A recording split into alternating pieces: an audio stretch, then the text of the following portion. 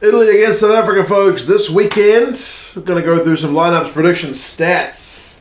And you guys can let us know your thoughts on how this one is going to go. We are in a weird position where the Italians are coming off 2 wins and the Springboks are coming off 2 losses. Kind of flipped on the kind of usual head between these two sides. So that adds to a bit of spice. 11th in the world against 4th in the world. Still seems like it's going to be a pretty tough ask for the Italians, but the Italian side is certainly on the improve. And with the South Africans having a couple of really close ones in recent times, they are going to be itching to kind of really unleash. If you guys are in the States and want to watch this game, the other Autumn Nations games, the ones that have been already played, check out Flow Rugby, link in the description. Remember, there's still 2 weeks to go for the South Africans and the Welsh and the Aussies and the English. But for most teams like Italy, this is kind of the final round to see how things go. Speaking of the Italians, they have kept things relatively stable.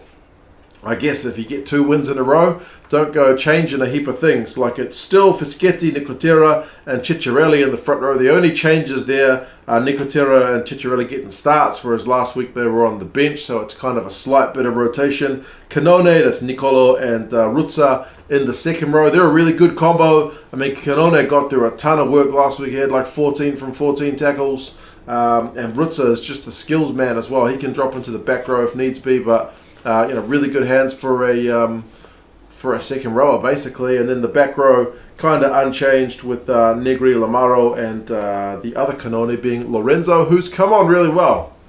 Hadn't seen anything of Lorenzo Cannone until this Autumn Nation series, but I think this is his 3rd start in a row, and he's taken to the number 8 jersey really well. So very pleasing to see him get his 3rd game. It wasn't just a kind of test run in that first game against Samoa and then out against the kind of bigger teams. He's managed to keep that spot, so well done. The 19 combo is still Varney and Tommaso Allan, so there's no Paolo Garbisi. He's still injured, which is a pity because Garbisi has kind of been a talisman for this Italian resurgence with all these kind of young guys coming through, but Tommaso Allan is certainly no slouch.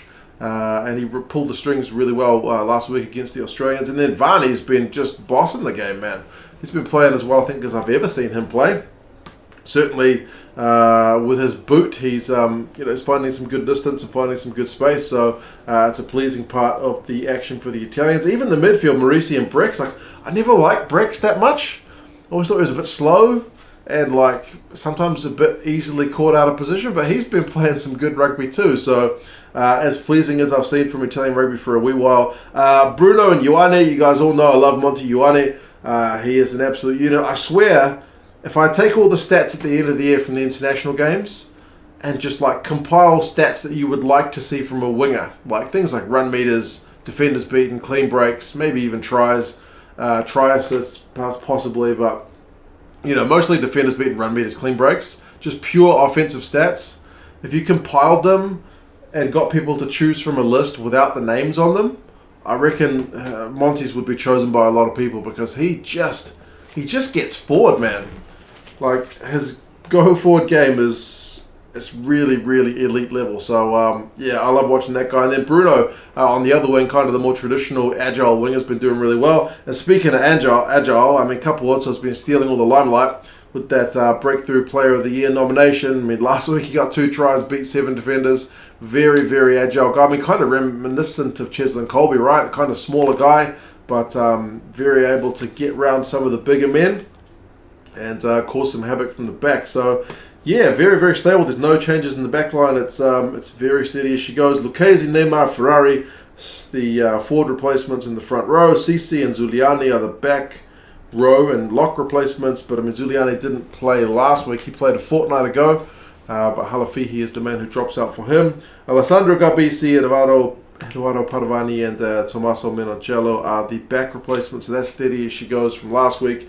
I think they did ask Kieran Crowley. We attempted to go with a 6-2 split against kind of a big physical South African pack, but the answer was no. He'd rather have the options in the back line when they want to make those substitutions. So I guess it's kind of a risk-reward thing, right?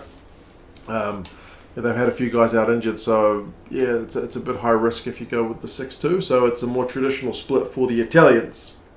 For the Springboks, they have made a fair few changes, which kind of makes sense. And as I said, they will be absolutely itching to get out there and put down a marker with this game after a couple of close losses. Inche, Mbanabi and Malherbe is the same front row we saw last week, and they'll be looking to get on top. Murat and Ori is one of the big talking points. That's an all-new lock and duo we haven't seen this year, or we do see these guys play together at the URC level. So that's a pleasing one just in terms of match cohesion, to get guys who already play their rugby together at one level to play at international level as well. So it's still a massive, step up. You got Eben, I think, who had 9 of the line-out wins last week for South Africa on the bench.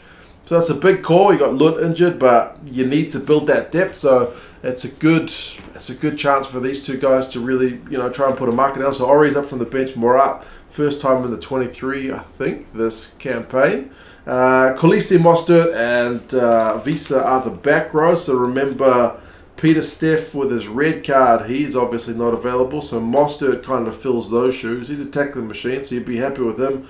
Kolisi was cleaning out for days last week, so he's going to be, I'm sure, getting into more of that, leading from the front. And then Visa, you'd like to see Visa really kind of boss things physically against the Italians, because you can be sure the Springbok pack is going to be bigger. Generally speaking, we'll get to the stats later, but the Italians play with a lighter pack than what the Springboks do. Backs-wise, Faf de Klerk, Damien Willems is still the 9-10 combo, so that's steady as she goes, no changes there. Andre Esterhazen gets a crack, though, at 12.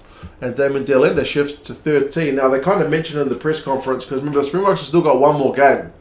But for the next game, which is outside the international window, all these guys based in England and France, like Andre Esterhazen, will not be available. So if Andre is going to get a game, it needs to be now. So they're chucking him in against the Italians. And speaking of big and physical, Morisi made a bunch of tackles last week, but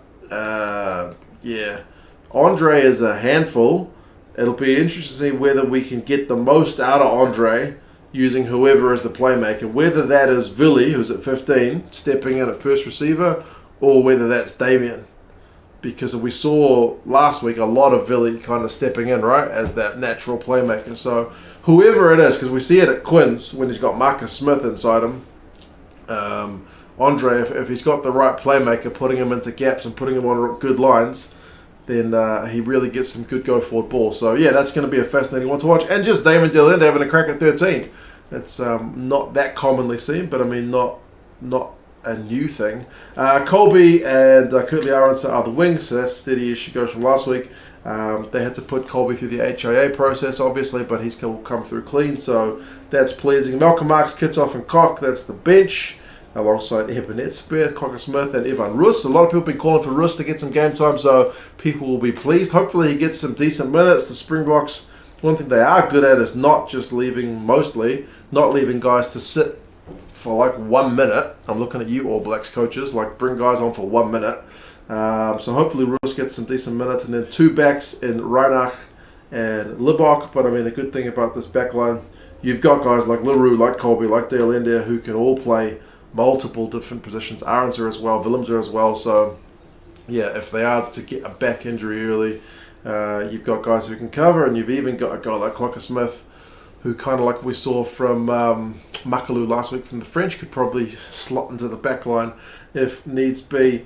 Marks was a doubt, actually. I forgot to mention Marks' knee, but he's come right, so that's pleasing news as well. Stats-wise, there's a couple of kind of interesting things. Italy have been scoring a lot of tries through their backs. I've been kind of singing praises of guys like Ioane and Capuozzo and whatnot, but as far as I'm aware, the split between backs and forwards this year, it's 19 tries to the backs, 9 through the forwards. So clearly they score a lot of tries through their backs. That's a thing with this Italian side. 3 last week against Australia, all from the backs. Capuozzo, as I mentioned, getting 2 of them. A bunch against Samoa as well, I think mostly through the backs. That being said, the South Africans do not concede many clean breaks at all. I think only the French are better than the South Africans at kind of stopping those clean breaks from happening. So whether the Italians can kind of generate those same kind of clean bursts via a Capuozzo or, a Monty Ioane beating defenders one-on-one, that's going to be an interesting battle. Ioane is great at busting tackles, but Cheslin Colby's good at bringing down the biggest of ball runners. So that in itself is going to be pretty fascinating. Also, South Africa like scoring tries through their backs as well. They've scored more tries through backs than forwards this year. But when we do see South African forwards scoring tries, most of them tend to be through mauls. A lot of them. I forget the count, but it was a lot.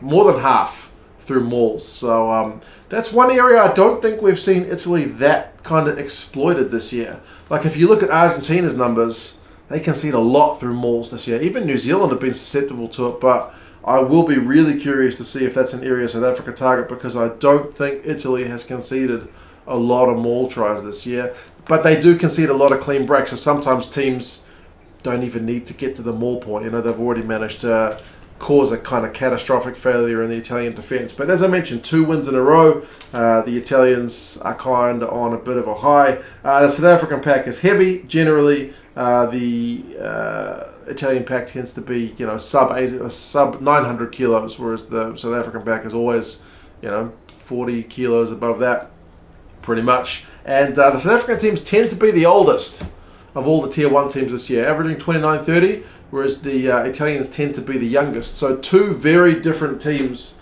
in very different kind of parts of their cycle, I suppose you could say. But, yeah.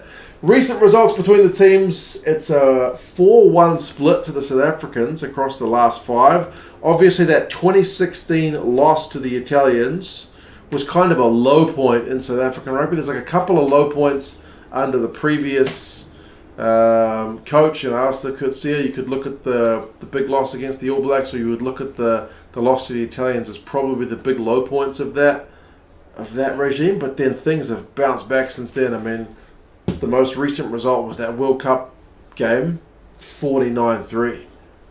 49-3 was an absolute hiding and a half. I seem to remember the Italians getting a red card in that game. So yeah, that's a wee while ago. They haven't played, since 2019. So it's a long time between drinks. But yeah, average score across the last 5, 33-9 to the South Africans. But you got one of those results going back to 2013. So 2 teams that haven't played each other that often.